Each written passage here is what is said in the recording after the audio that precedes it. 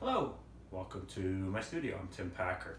I recently gave a talk at my gallery on publishing for artists, and we're going to show you the first part of that here today. Now, this part deals mainly just with the pros and cons of publishing in general, whether you want to self-publish or whether you want to publish through a large publisher. And I also give a history of my experiences with publishing that go back almost 15 years. So if publishing is something that you think you might want to do, then I really suggest you watch this video. Come on, and there's a seat up here too if you want. Okay, sit at the back. Tim doesn't bite.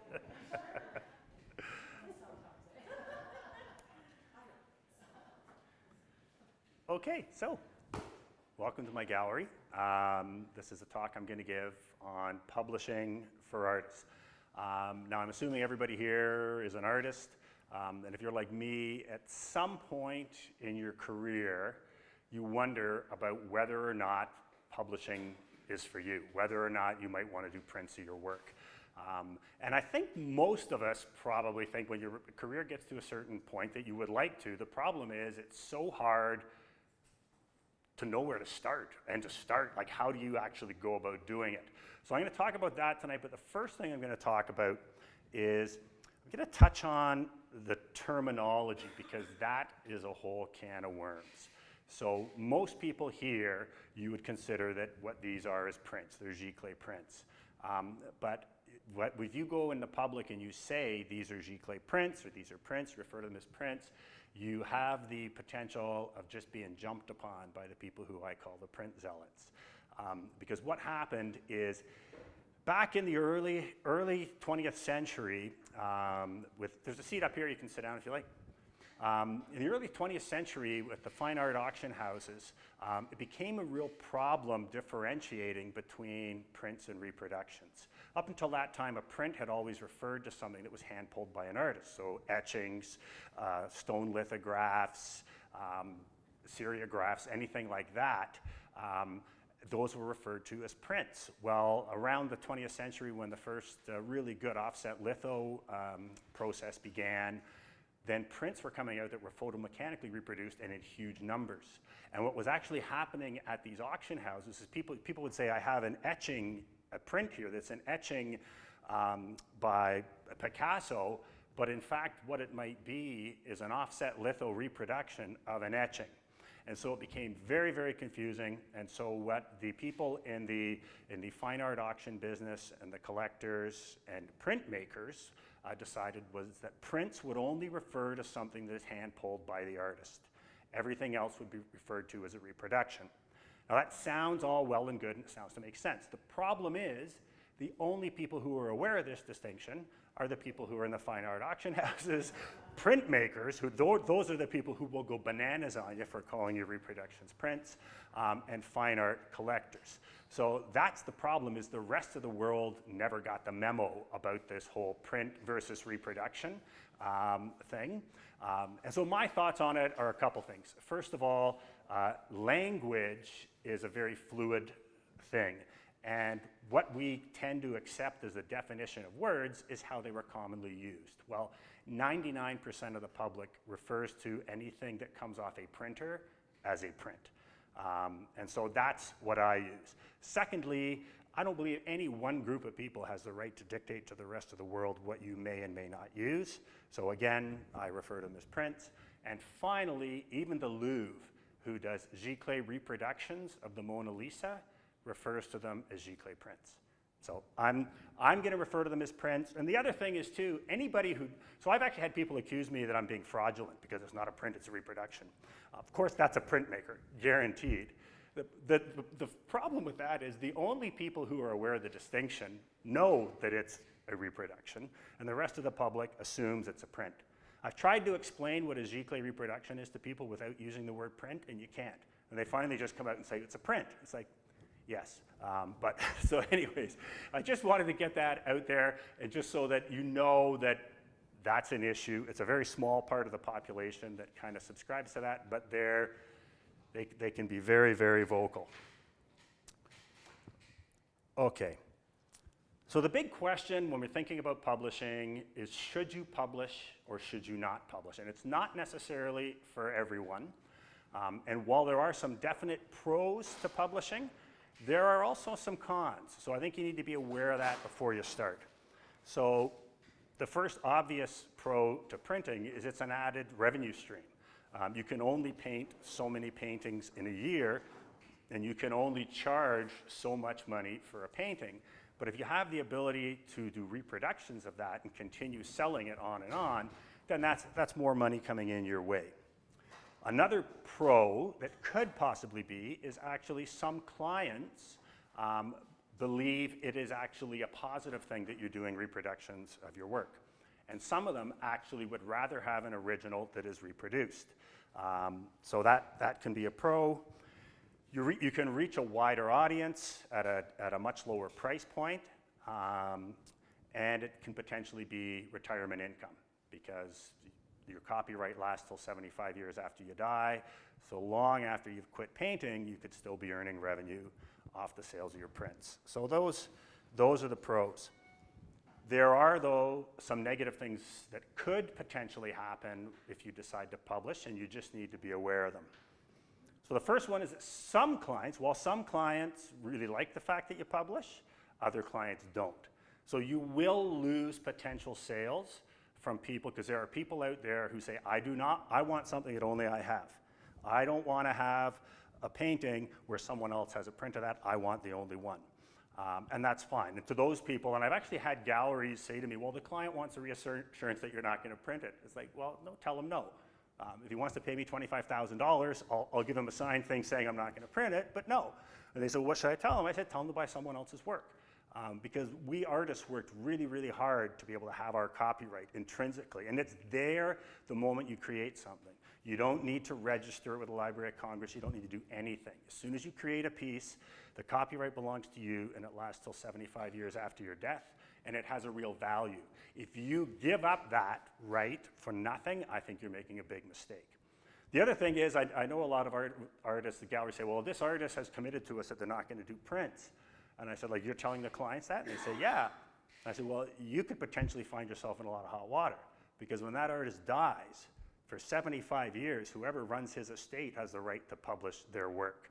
If that client who bought the work with an assurance it would never be published comes back to you now because the family has decided to print all this stuff, you kind of got no leg to stand on. So when it comes to copyright, the only sort of agreement that has any force in law is an agreement in writing that's signed by the artist.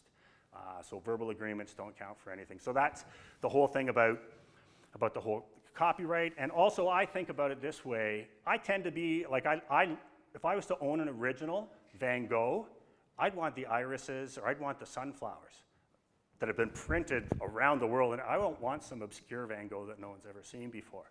Same with if it's a Tom Thompson. I'd really like Northern River, not one of his sketches no one's ever seen. So that's, again, one of the negative things. The other thing is it is going to require you to spend more time on the business side of being an artist and less time painting. That's just the nature of it.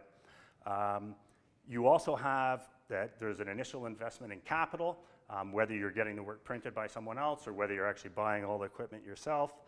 And some competitions or shows will not accept pieces that have been published. So for example, if you wanted to enter a piece in the International Artists Monthly Competition, one of the conditions there is it can't have been published. So as soon as you publish a piece, you do potentially lose the ability to use it for other things. And finally, it will definitely preclude you getting into public museums or galleries. Yep? Is just posting online considered publishing? No, but I'm talking about doing reproductions for sale.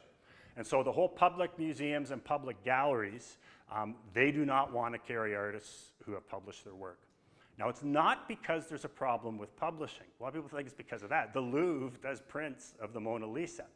The reason they only want to collect artists who have not published is once that 75-year copyright runs out, the museum, they don't have no one has copyright to the painting, But the only people that can photograph the painting are the museum, and they have copyright to that. And they want to maximize the reproductions of the artists they have. They don't want to have stuff where it's already had an edition of 150 or 300 or whatever that have gone out. So if it is in your kind of desire to get in public galleries, public museums, publishing is not for you. For me, that was not an issue. When I started publishing, I was just hanging on by the skin of my teeth, not having to put a suit on and get a real job, and anything I could do to kind of increase the revenue so that I could keep doing this was a good thing. And then the other thing is, some of my heroes were people who were not or are not in public galleries because of that. And one of them was Norman Rockwell. Norman, he's now, right? But during his lifetime, he was looked down on. He wasn't an artist, he's an illustrator. Ken Danby's another one. Ken Danby, not in any public galleries or public museums during his lifetime. I'm not sure if he is now. I guarantee in 50 years, they'll all have some of Ken Danby's stuff. So that's the whole thing with the pros and cons. And so you just have to decide on your own whether that's something for you, whether you want to do it or not. So if you've made the decision that yes, I think I would like to publish my work, well then the question becomes, is it time? Like, when is it time to start publishing? Because just because you create and offer for sale prints of your work, there's no guarantee anyone's going to buy them. But there are certain indicators that you can use that are going to tell you whether you are more likely or less likely to succeed. And so one of these is sales. If you're regularly selling your originals, then there's a really good chance you will be able to sell prints. If you're not selling originals, no one's going to buy prints of an original you can't sell. So that just kind of makes sense, but some people think, well, if I start doing prints, it'll be a lower price point. But no, it's just a lower price point of something people aren't that interested in. So it's just not going to work. So I'm just going to talk briefly then about a little bit on the art side about sellable work.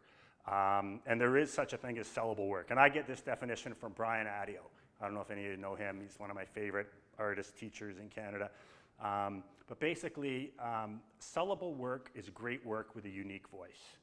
Now, the good thing about that, that's also, I think, what we're all looking for anyways as an artistic kind of expression. So it's got to be great work with a unique voice. And so that means it has to be masterful in terms of the composition. It has to be masterful in terms of the brushwork and the handling and just everything about it. And then it also has to have that something about it that when people see it, they go, I know who that is. If you can get that, that's great work with a unique voice, and there's a very good chance you will sell a lot of work and you will also be in a position to start to do prints. The other thing, so aside from that, one of the things to consider is the price point of your work. So if you're generally, as artists, we all start out very low. I was doing half-sheet watercolors, fully framed, 20 hours labor for $260. So that's kind of where I started. There's no point doing prints of anything at that price because they're paying less than a print for the original. But as your prices start going up and up and up, and you start kind of leaving behind former clients in terms of your prices are now getting out of their reach, that's one thing to consider, because the average giclée, you want it to be around 20% of the original. So the original has to be high enough that you actually make a decent profit after you pay for all the costs involved in publishing. Third one is public demand. You will start getting, and that goes hand in hand with the kind of price point, you'll start getting people asking you if you do prints. And especially once your prices start going up, or once you're just selling so fast that every time they come, you don't have hardly any work left, and they're like, well, do you do prints? So if people are asking you for prints, that's a pretty good indicator that it's time to think about it. And then the other thing is publisher interest. So if you have had or start getting publishers coming to you or emailing you or whatever and say, I'd like to talk to you about licensing your work. And a publisher is someone that they do all the work, they do everything, and the artist just gets a small commission on it. But if they're approaching you, then that's a good. If you have all four of those things, that's a really good indicator that, yeah, this is something you really want to get into. Now I'm going to talk to you now about my experience, kind of how I got into publishing, kind of right up to what we're doing now. And then I'm going to get into the actual technical side of things. And I'm gonna show you a couple scenarios. I'm gonna show you a kind of a budget kind of way to get started printing, which is what I did. And then I'll also show you what we do, which is kind of a full-blown, and somewhere within those is probably something that most of you would be interested in. So back around 2005, I was experiencing all four of those things. I was selling a lot of work. My price point had got to the point that it was out of reach of some people. People were asking me for prints, and I'd been approached by 2 publishers about them doing my work. So I decided that I was going to try publishing, and I was going to try it on my own. And when I said I'm going to start publishing my own prints. I did not know about 95% of what I'm going to talk about here tonight, and it still worked out okay. So what I started doing, so basically what I did is I had a half-decent, just a 10 megapixel DSLR camera. We were already using Photoshop, and I just had a rinky-dink computer. It was not a really high, and this is going back 13 years ago, just your basic desktop. It wasn't even a Mac, it was a PC. And I decided, okay, I'm going to start doing some of my own prints, and I went out and I bought an Epson desktop Pro Stylus printer. And those were the first ones that actually do giclée prints. And so I guess I should get into what is a giclée. So giclée, basically giclée is just the terminology that's used to describe the latest state-of-the-art printing process. So our printer prints with 10 different colored inks. It has a gamut of color that is just unbelievable in terms of the vivid hues that it can create. It prints with a microscopic sized dot, so you actually need a microscope to see the dither pattern in it. The inks that it used, they're called the HDR Ultrachrome inks by Epson, that they're rated for like 100 years without fading. So it's just so far and away above what we were used to. Most of us here growing up with the offset litho prints. But the thing is, it is an offshoot and kind of like the nth generation of inkjet technology. And when it first came out, inkjet had a very, very, very low name. And so the people that came out with this new technology did not want it to have anything to do with inkjet because they didn't want people to think it was cheap. So they said, well, what are we going to call it? And so they basically just started searching all different languages for something that might sound kind of had a bit of panache. Giclée means to squirt or to spurt in French. And they went, that's good. I wish they had never done that, because I spend literally 20% of my time answering questions to clients across the board is about what is a geikel or a geekel or a gayclee or whatever it's called, and what does it mean? But that's what a giclée is. It's just the latest evolution of print technology, and it's the highest quality of printing that you can do right now. So back when I decided that I was going to start printing with my small little desktop, you could get a desktop Epson printer for about $1,000. And that would print on 13-inch wide paper, and printing on rag paper. And so I kind of did all the research just online, and I thought, okay, well, I can shoot. And I was already kind of doing digital images of the paintings and running a website. So I knew a little bit about digital photography, not much. But with that 10 megapixel camera, just my PC using Photoshop and the Epson printer, I was able, through trial and error and burning through a lot of paper, to produce some half-decent prints.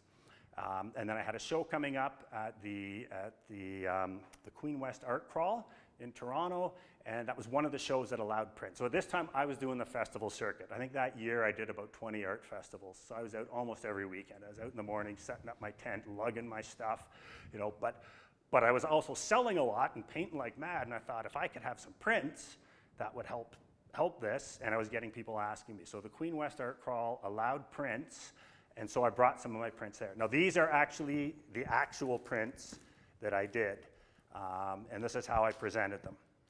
So they're giclée prints on canvas, and I had about eight different prints of different sizes. They're printed on Somerset velvet fine art paper, and I matted them and mounted them. Like most of you, anything you can do on your own rather than having someone else do it is saving you money when you're trying to make a living as an artist. So I printed these all out. I got them all matted. Took a bunch of them with me down there. I sold a bunch of originals that are really good, but I did 2,000 in prints in that weekend. So, yeah, they were all just like this. Yes, the reception was okay. The comment that I did get from people is, oh, I really wish they were framed, because everybody has had the experience of buying a print. So these were, I think this size was $89 and this was $189. And actually these have gone up since then. I think these are probably double of what I was charging then. The very first time they were really low. But I think everybody's had the experience, every art collector, of buying a piece of art for $50 and having to spend $300 to get it framed, right? But my thought always has been, through my art career, it's maximizing the return on investment of any capital investment that I put in. So I could print and mat this for probably, at that time, I don't know, $8 or $10. That's my material costs, and I'm selling it for 90, so I'm making 10 times my cost. If I spend $50 to get that framed, I'm lucky to get that 50 and a little bit more. I'd rather spend that 50 on 10 more prints that I can then get 10 times back on. So I hate framing. I used to do a lot of it. I've always tried to avoid it because, again, it's the worst place you can put your money. Often you don't even get your money back. And if it's going out to galleries, it's like they go out to different galleries, you rotate them around, you get them back, the frames are damaged, now it's just in the garbage. So I really did not want to invest money in framing. At that time, my wife and I had an agreement that so I was 18 years in the Toronto Police Force, quit that, cashed in my pension to paint. And my wife and I always had an agreement that she thought that this might be in our best economic interest. And she was a banker, by the way. So as long as it was a possibility, she would support this.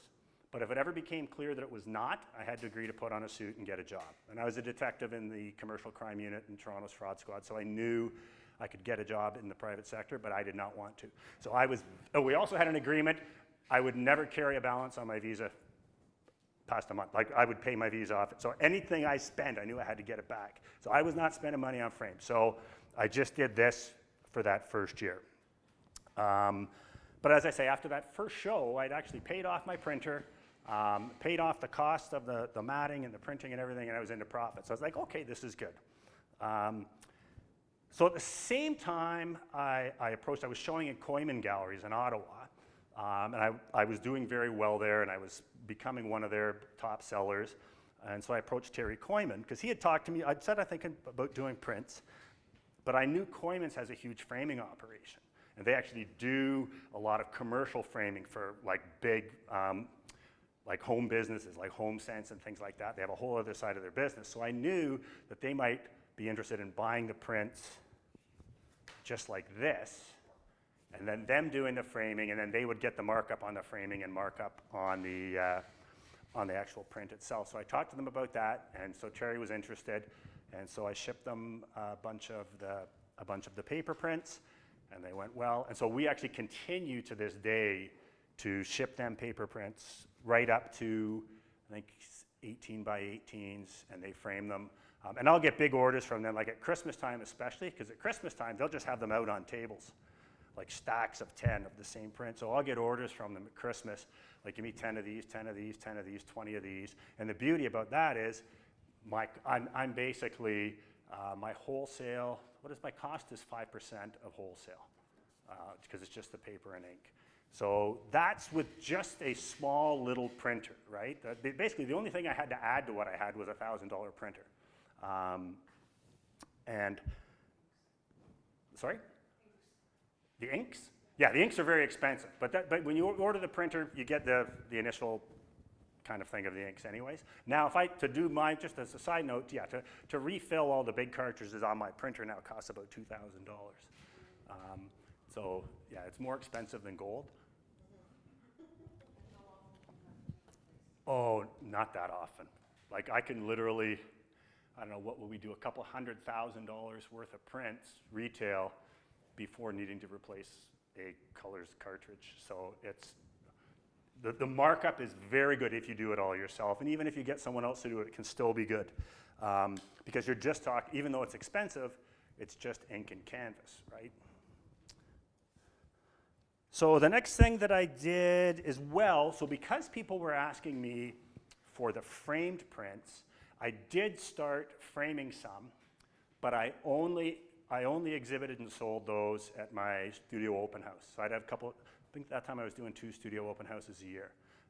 Because I thought if I'm framing it, but I'm getting the retail on it, then it makes sense for me. But if I got a wholesale at 50% to the gallery, and then they're getting the majority of the markup. So it doesn't make sense doing the framed ones if you're wholesaling it to a gallery. Yeah, but it does make sense if you're selling it directly. There's still a lot of meat there on the bone. So that was my first kind of experience into self-publishing. Now, at the same time, I got approached by 2 publishers. One of them was kind of a small boutique publisher in the Toronto area, and so they approached me, and I went out to meet with them, and so I agreed, okay, yeah, let's do this. So they took photographs of 4 of my paintings, and it's like, you know, as an artist, it's like, this is the big thing. And the whole thing is, there's no big thing. You know, a career is 100 or thousands of little things. But anyways, I thought this was great. I saw my work appear in their catalog. I saw it appear on their website. To my knowledge, they haven't sold a single print ever. That was 15 years ago. So that didn't work out. I was also approached at the same time by one of the big publishers. I don't want to mention names, but we're one of the biggest fine art publishers in the world. And they approached me, and I was like, okay, yes, I'm interested in this. So they did about 6 of my images they took photos of, and started promoting it. And they did a really good job of promoting me. I was seeing myself in catalogs next to Robert Bateman and the other big names. So like that was really, really special for me. And they actually did well. That first year, they did over 100,000 in retail sales of my reproductions of my work in Canada, the US, and the UK. Now, when you deal with a publisher, kind of the standard return for an artist is 9% of wholesale. So, sorry, 18% of wholesale, 9% of retail. That's kind of the standard. But it actually works out more like 6 because there are a lot of exceptions in there. So the ability for them to offer special deals to good clients, when they do promotions or whatever. So you know how many are going out because you're signing them. They'd be shipping me like a roll with 10 giclées in it, and I'd have to sign them. So you know, okay, these are all going out. But they're not all going out at full price because some of them are going out as specials to special clients or because they're trying to promote you as a new artist. So at the end of that year, 100,000 in sales, I got about $6,000, which I was already thinking, that's not great, you know? Plus you have the cost, material cost. No, they did everything. Oh, really? So they do everything. They come pick up the paintings, they bring the paintings back when it's done, and they just ship me the giclées and sign them. So that worked out okay. So I was still doing this other thing on the side. But then 2008 came along, and the market crashed. Now I also have to talk a little bit about the money you can make on on publishing with a big publisher. So back with Robert Bateman, you know, when he was doing limited editions of 30,000, 6% of retail, that could still be an awful lot of money. But what happened is people started somewhere around the 80s, and I remember when I was at work, guys that were doing this when I was on the police force, people were actually buying prints almost as an investment. It's like, oh, the latest Bateman's coming out, the Grey Wolf is going to sell out, and the publishers were brutally aggressive with their suppliers. It's like, if you don't buy 10 of these, you're not getting any of the next ones. And so there was this huge kind of frenzy around buying prints with people assuming that they were going to be investments, and people were just storing them under their beds. And then we had the big crash in the 90s, and everybody's like, well, I'll get rid of my prints. You and 10,000 other people who all tried to unload their prints. And so the value of the prints went down, but there was still sort of a market for these big editions. And then in 2000, was it 2001 or 2002, there was another crash, and the same thing happened.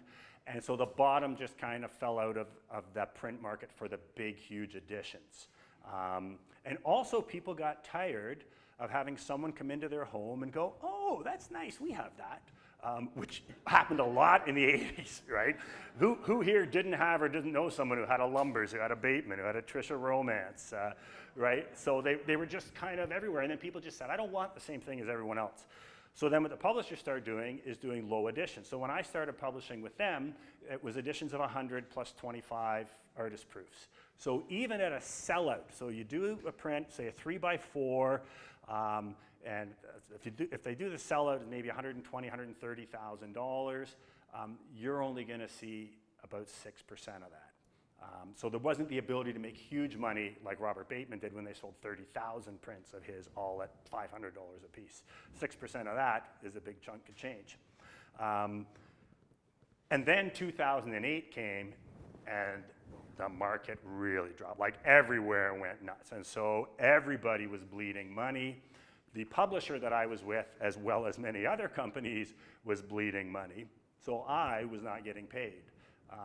I was still selling work because I know they were sending me stuff to sign them, but I also knew that I was last on the list to get paid because they had some of the big name artists who they owed hundreds of thousands of dollars to. They were going to get paid before I did. So I gave them an ultimatum to say that by a certain time, like I just basically need everything paid up and a full accounting of everything or I walk, and they didn't. And so I walked, and they were shocked. I guess an artist had never done that before, because like most artists were just so thrilled to be being published. Hello. So I was actually happy at this point to be able to walk away, because I knew that there was a lot more money to be made if I was to get into doing this myself, because I could see, like, I still am somewhat offended by the fact of an artist getting 6%. That's less than half what the government makes on HST. Right? So, and that's if you're getting paid, and I wasn't even getting paid. So I sent them a registered letter revoking my permission for them to print my work for breach of contract, and I decided that I was going to start doing my own. Now, I never did get paid for that money, but we walked away on good terms, because I knew this was not that they were trying to stiff me. This was 2008 happened. Right? And I also know that they had invested quite a bit of money in promoting me and promoting my work, because I could see that. I could see it in the catalogs and the magazines that were going out there. And they had also done a really good job of increasing brand awareness for me and my work. So I said to them, listen, this obviously isn't working, but I appreciate you guys have invested in me, but if I'm not getting paid, I'm not doing this, so we'll just call it quits. We'll call it even. And I just walked, and I just wanted to get on with doing it myself.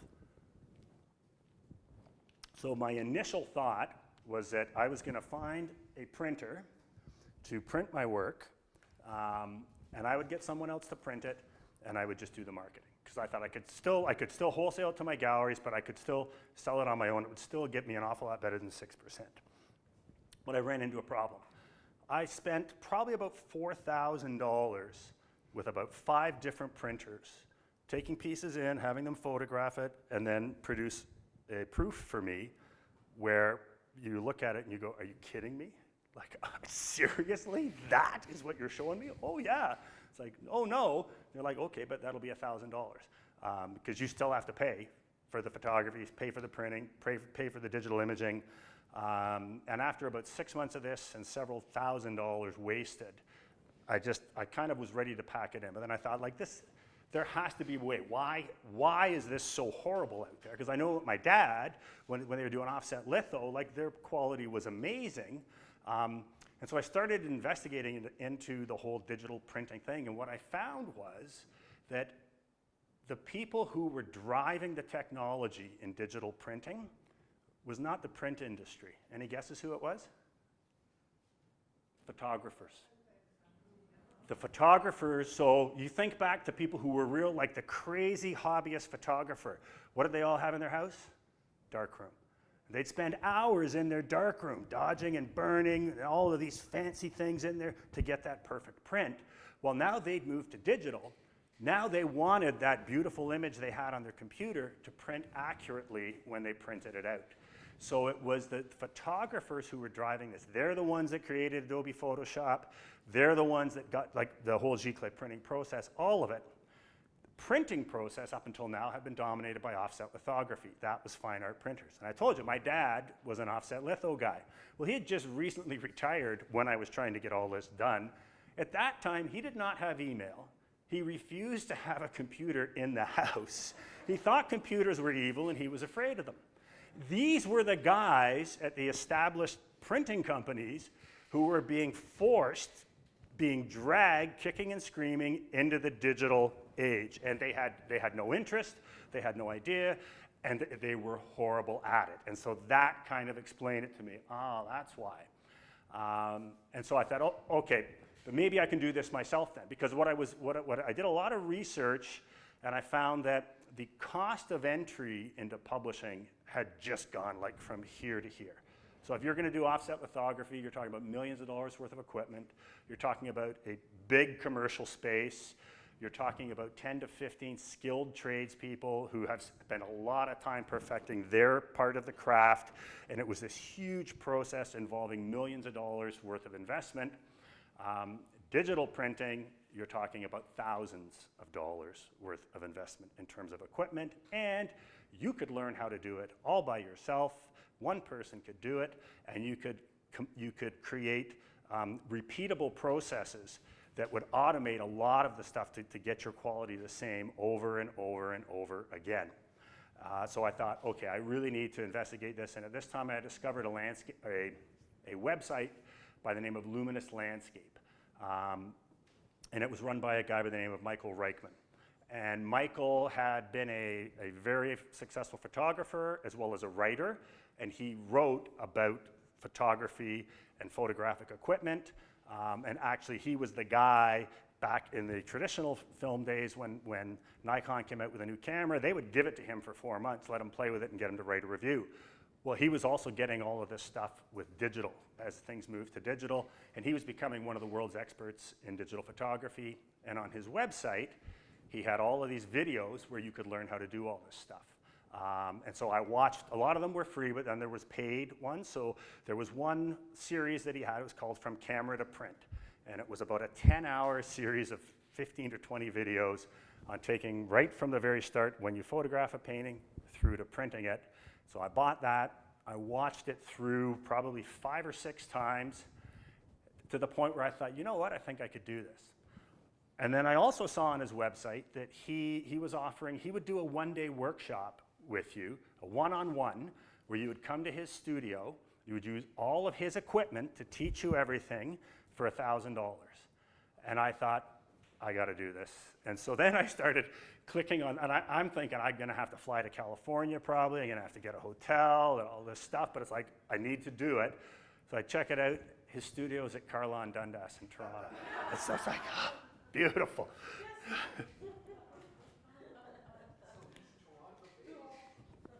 He's now in Mexico. He lives in Mexico year-round, so he's gone. Michael Reichman. But Luminous Landscape is the website, and it's still there. It's an amazing resource. Well, I was going to ask you, so the website still exists? Yes. And he also gets, this is kind of a side thing, but on his, so he has these videos you can download that you pay for, but on the video, there might be him talking about a specific aspect of digital printing, but then it's also a half-an-hour video because he takes these people on these photographic safaris where they might be in the Namib Desert or down in the South Pole taking photographs and all this kind of stuff, and he's interviewing people who are the industry leaders. So this video series he did with Jeff Shuey, who had his own company, Pixel Graphics, and is one of the guys who wrote a lot of the code for Photoshop. So that's the kind of people he has on there. So I decided, okay, I'm going to take this workshop, but I called him first and explained my situation. It's like I don't want to just have a photography thing. I'm an artist. I want to do prints of my work. Like I'll pay the $1,000 and come down, but what I'd like for us to do is photograph the artwork and then go through the whole process and then do prints of it. And he said to me, wow, I've never had anybody ask me to do that before. And I thought, yeah, no shit. That's why all of these guys don't know what they're doing out there. So I brought 2 paintings down, went through the workshop. We did, through the photography, through the whole thing, we did 2 prints. Amazing. And so I was just ecstatic. Because I knew, too, that the company that was doing my prints, they were known as one of the top in the industry in terms of quality. So I knew what really good quality giclés looked like. And this looked better, I thought. So I said, okay, I'm going to do this.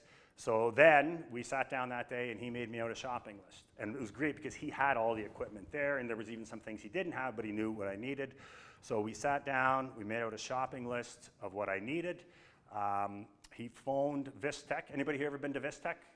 Yeah, if I'm going to do a kind of a side thing here on Vistec. I've spent probably $100,000 or more, including ink, through Vistec in the last 15 years. They're probably the largest photographic printing supply house, probably in Canada. They're right down at Queen and Cherry Street, I think it is. It's like 3 stories. Each floor is like 6 times the size of this place. They're amazing there. And I just go down there and I say, here's what I need to do. Here's how much money I have. And they go, here's what you need. And if you go down there, I've gone down there with an idea of, I think I need this camera. And they're like, no, because this also does this, and this. You don't need that. You need this, which is less expensive. Like they are there to develop clients for life. So I would recommend to any of you, any sort of photographic, video, printing, whatever it is, like I just go to Vistec. I go and talk to them. I just basically, I don't even bother researching stuff online anymore. I just go and say, here's what I'd like to do. Here's how much I'd like to spend. So anyways, Michael called the manager of Vistec. And so Michael also was like a bit of a rock star to the Vistec people because he's this industry expert. So he told the manager, he said, I got a guy here, just have my course. I'm sending him over with a shopping list. Like, can you take him personally through? And also, can you check the list? And if there's anything that I've given him where you think there's actually something that's a better value now, because this stuff's always changing, he said, then I appreciate it if you do that. So I went down, spent a few hours there. At the end of the day, I left with a van full of equipment. I had a big Giclée printer on order that was going to be delivered in a couple weeks, and I had a $25,000 bill to pay. Now, I just have to say, too, getting back to that whole not carrying a balance on Visa, by this time, I always made sure. So I had just had like a really good show, a really good studio open house, so I would always wait till I had the money to pay for stuff and then do it. I don't recommend ever, as an artist, kind of financing stuff on spec and then assuming, oh, well, I'll sell and make it off. It's a good idea to have the money there to pay for it, and then when you make it back, you make it back, but there are no guarantees. So let me just catch up on my notes here. Yeah, so I got home, told my wife what I'd done, and she gave me that look, which I've come to know means, I hope you know what you're doing. But luckily, throughout my career, I'd gotten that look a number of times, and it always turned out that, yes, I did. So she was kind of guardedly optimistic about this.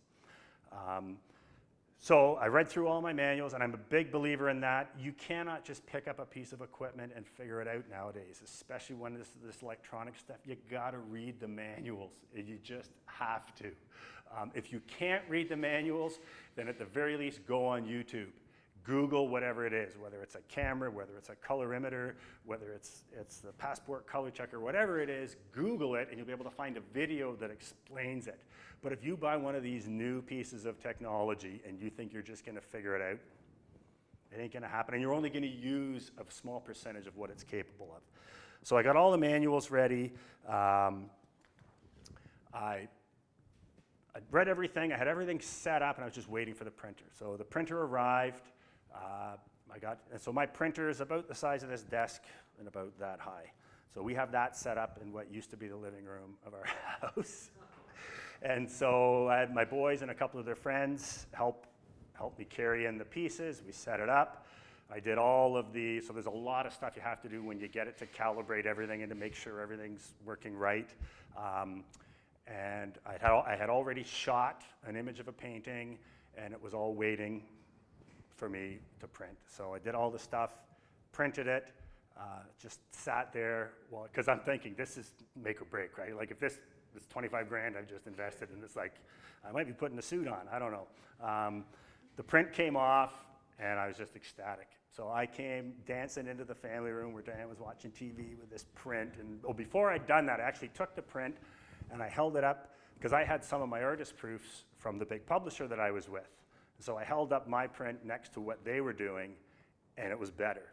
So the color saturation, the color gamut, the value, contrast, the edge detail was better than what they were doing.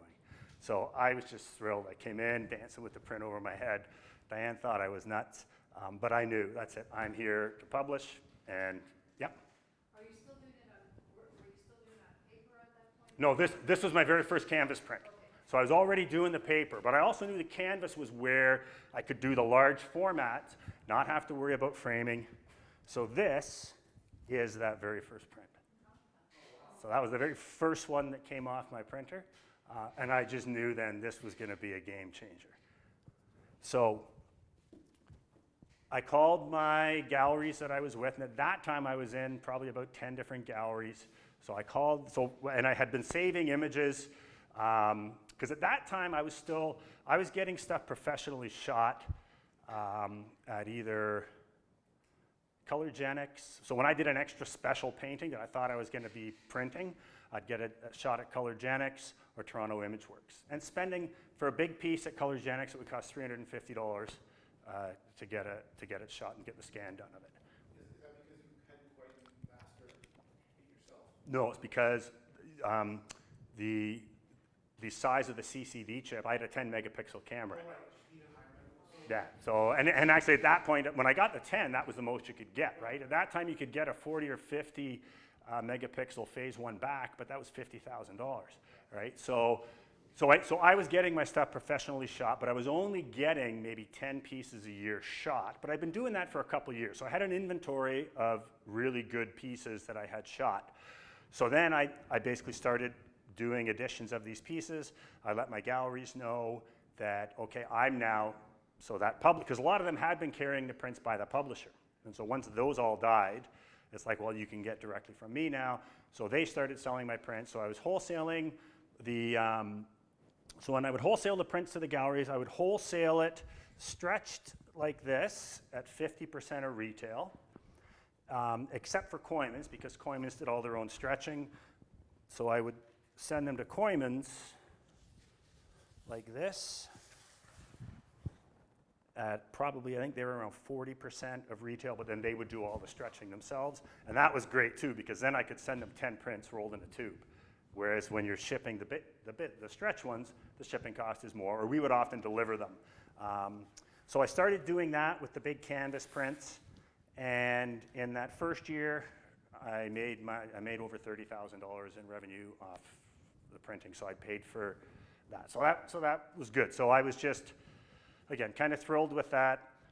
So basically that has just continued over the years. At the time, I was actually doing all of the printing, so I learned every aspect of the process.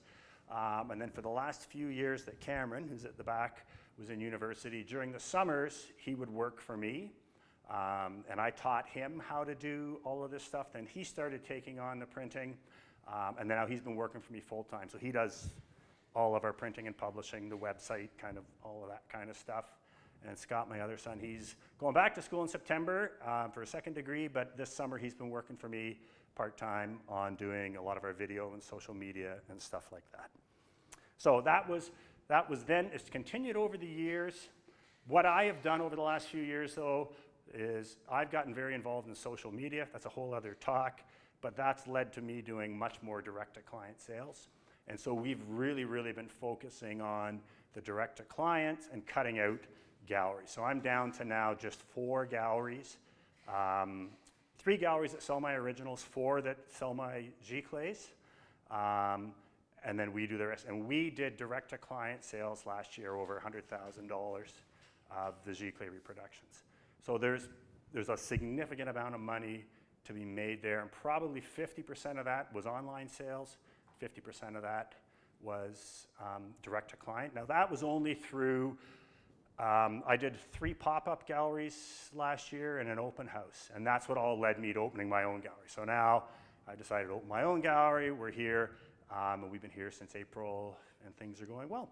So that's kind of my experience so far with publishing, and that's where it can go. And I have to say, I'm at the higher end. There's also Luis Freitas, I think his name is.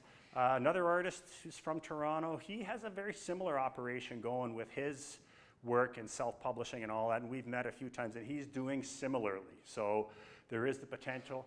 He does a lot of cityscapes and stuff. Yeah, he's actually got almost a mirror kind of operation going on his own, and he's doing very well as well that I know. And I know there's a number of other artists that are too.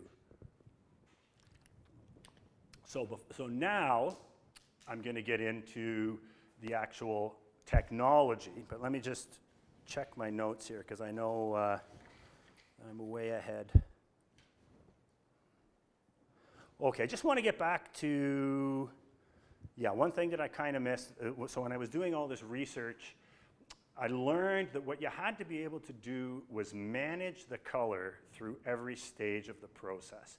And that had been the problem when I did my first print. So for me to come up with a print like this, I might have to do 20 different edits and then prints, and then edit based on what the print looked like, because the image on my screen looked nothing like this. So I'd end up with a horrible image on screen to end up getting an image that looked like this. And that's also, I remember that from when I went to these printers. They'd show me the image, I'd go, they said, don't pay attention to that. It's going to look much different when we print it. And I thought, that's a really inefficient process. Well, if you manage your color throughout the whole thing, ideally, you will get something very, very, very close to what is on your screen. But there's a whole number of steps that you go through where the color must be managed, and if you screw up any one of those, then it's a coin toss what the print's going to look like. So I had to learn a whole pile of terms. I had to learn about lighting, but also synchronized light polarization, white balance, color gamut, distortion, image sharpening, camera profiles, working color space, printer profiles, file type, substrate profile, monitor calibration, color emitters, and color profiles. I didn't know 90% of these terms, and neither did these printers that I was going with. And so then, basically, I threw myself into it. So let me catch up here, and we're going to get into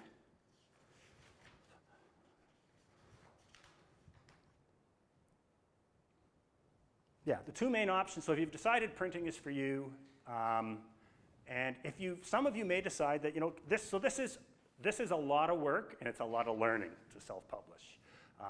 Some of you may decide that, I would just really like to get that 6% of retail off all the sales of my Giclées and not have to do anything. So if that is something that interests you, then you need to know, well, how do you go about doing that? So some of you may be in a situation or may experience a situation that I did where a publisher comes to you and says, we'd like to publish your work. In that case, it's pretty easy. Obviously, do your due diligence with the company. You have to sign a licensing agreement. I really advise you to read it all very carefully. But if you do that, you'll just sit back and hopefully get the commission checks. There'll be a very small percentage. But if you don't have the entrepreneurial spirit, if you don't want to learn new technology, if you don't want to put a capital investment into the new equipment and all that, well, then maybe that's an option for you. Now, if you haven't been approached by a publisher, then you still have the ability to approach a publisher because they're always looking for people to publish. But just be aware, publishers are just like galleries, right? They get hundreds, if not thousands, of artists approaching them every year saying, will you please represent me? So there are some things that you can do to increase your chances of a publisher wanting to actually publish and carry your work, right? So the first thing is having sales of your work.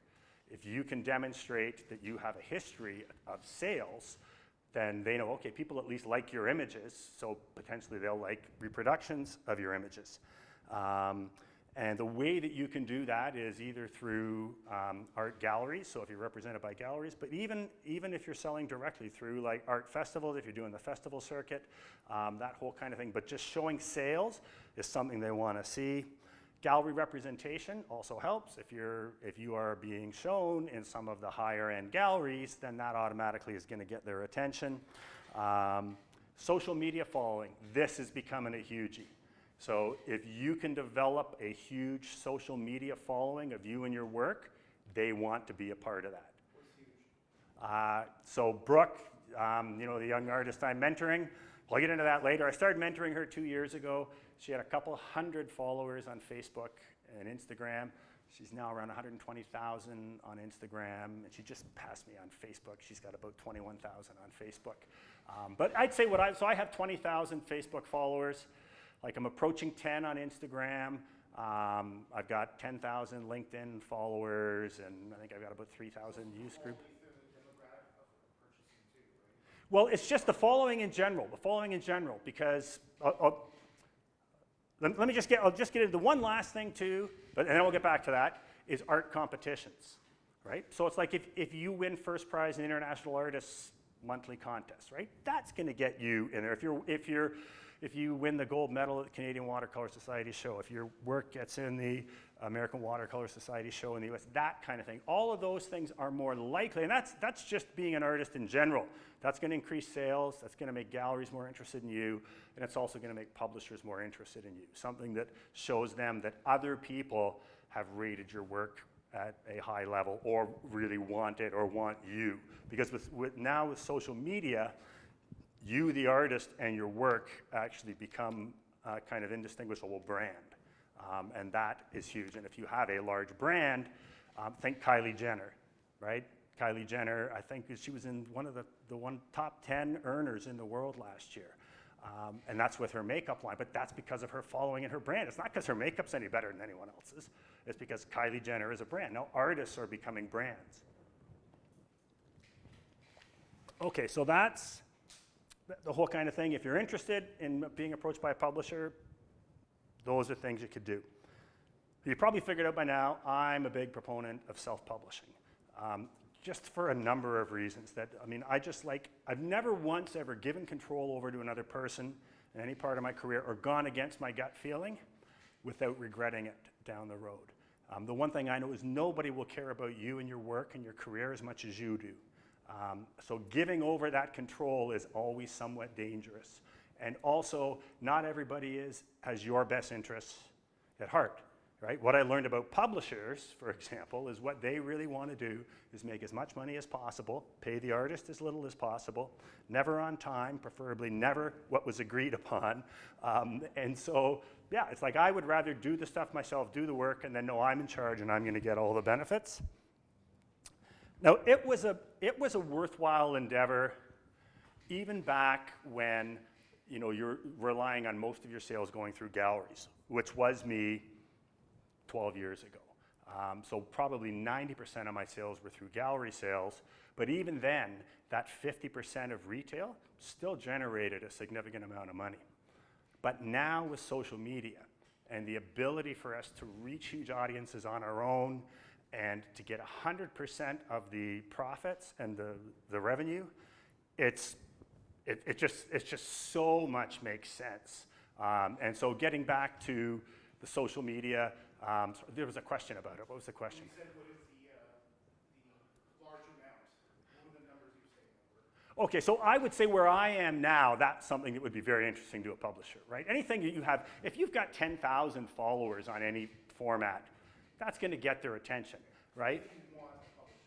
If you want a publisher. But that also gets into if you want to publish. It's even more important because that's how you reach your audience. So even in the old model of the gallery handling most of the sales, like I say, it was still worthwhile doing. But none of my galleries come close to selling as much of my work as I do, and that was even before I opened my own gallery. Actually, there's been years where I sell more in G-Clays every year. So 3 years ago, when I was still with 12 galleries, I sold more G-Clays than all of those galleries combined, right? So that's why I started moving away from the galleries. It's like, well, they're actually benefiting off all of the promotion that I'm doing, and then I would actually kind of a side note, but when I was still selling originals through all these galleries, I'd get people contacting me about an original because they follow me on social media, and I was like, no, that's at this gallery, that's at this gallery, and I realized I'm sending all these people that I've acquired to the gallery, and the gallery's taking 50%, and it's like, that's not you can probably tell by now I'm all about smart business decisions. That's not a smart business plan. So that's why I started cutting back my galleries. I'm with the 3 that I'm with now, because I really believe you dance with the one that brought you. And those 3, so it's Gallery on the Lake, Coymans, and Eclipse. So Eclipse, she has a small gallery in Rosso, but she also has all of Deerhurst. So if you go to Deerhurst, you'll see my work all through there. Those 3 galleries had a huge part to play in the growing of my career early on, and they invested in me before I became popular. So like I've said to them, like, as long as you want my work, you can continue to have it. It doesn't really make that much sense business-wise, but it's an investment in karma. Yeah, so I just think now publishing, if you are going to get into publishing, handling it yourself really makes sense. Now, I will just say one thing, that the one good thing, really good thing that happened with the publisher is if you get with a big publisher, even if it's just for a limited time, that can have a huge impact in expanding the awareness of your brand and getting your work in front of other people. So I'm not saying don't do it. I'm not even saying it, like, it worked out for me doing the one for a few years and then moving into doing it on my own. So I have no bitterness at all about the whole thing of not getting paid. At the end of the day, I think I got fair value for what happened. And they were mainly just a victim of circumstance because of the crash of 2008. So if you're going to get into publishing, well, then you have 3 questions you have to ask yourself. Are you going to do it all yourself? Are you going to farm out part of the publishing process? Or are you going to farm out all of the publishing process and then you just look at distribution and sales of your G-Clays? Now, that last one was what I actually wanted to do. I wanted to get someone else to shoot the work, print the work. I would just buy it off them, and then I would wholesale it to the galleries and retail it myself. But I wasn't able to do that because I couldn't find anyone that was actually doing good enough stuff. But I also realized most people are not going to want to go out and drop $25,000 to see if this works, right? So that's where kind of either getting part or all of the process farmed out probably is appealing to a lot of people. And that is where we come in. I've, over the years, gotten numerous requests from artists about, oh, will you do my prints, or will you photograph my work? And for the longest time, I said no. And then we did start doing it, was it 3 years ago, Cameron? So when Cameron first started working for me, we thought, okay, yeah, well, he's doing all this. We can start taking on work for other artists. And so we did for about 4 or 5 artists. And it worked out well. Actually, they were extremely happy, but it just really became unworkable for us for a couple of reasons. One, we were operating out of our home. So having people clomping through our house, and it's like, oh, someone's coming tomorrow, like clean up and kind of make the kitchen look professional as we're going to sit down and have this consultation. That just wasn't really fun to do, and my wife lives in the house too, and it's like, you know, I've taken over. She's so happy with the gallery because she's gotten more than half of her house back. But the thing that really made it unworkable is in the initial stages when we were doing the prints on canvas, they had to be varnished. So the print would come off on the canvas, you'd have to hang the prints. We have these racks, the print would hang for 24 hours, and then it would have to be varnished with an HVLP sprayer. So we had a varnishing booth set up in our garage, and I'll wait till you get that. That's okay. I couldn't, actually my phone's probably on right now too. So you had to varnish each print. You need 2 coats of varnish on it. The varnish that we use, it had to be mixed with water. You had to warm up distilled water, mix it with the varnish, then it was only good for a week and had to be thrown out. So it was this huge added step in the process that wasn't a problem for us because we carry inventory. So we have, like I have 2 big flat files like this size plus a smaller one, and all of our 30 by 40s and under go into there. We've got big hanging files. It's almost like, you know, those things in carpet stores that they hang the carpets from, but they're actually meant for huge blueprints. We'd hang all of our big G-Clays there, so when Cameron was off in the summer, he would print all summer long and give me this huge inventory. But the problem with doing it for other artists is when they call up and say, I'd like one of these next week, put the heater on in the garage, you know, and in the middle of winter, it's like some days it would take all day to get the garage heated up. We actually had to eventually get special wiring and industrial heater in the garage to be able to get it warm enough.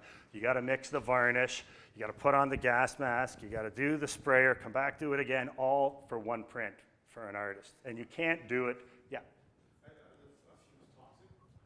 Well, yeah, you had to wear a gas mask, full gas mask, the highest.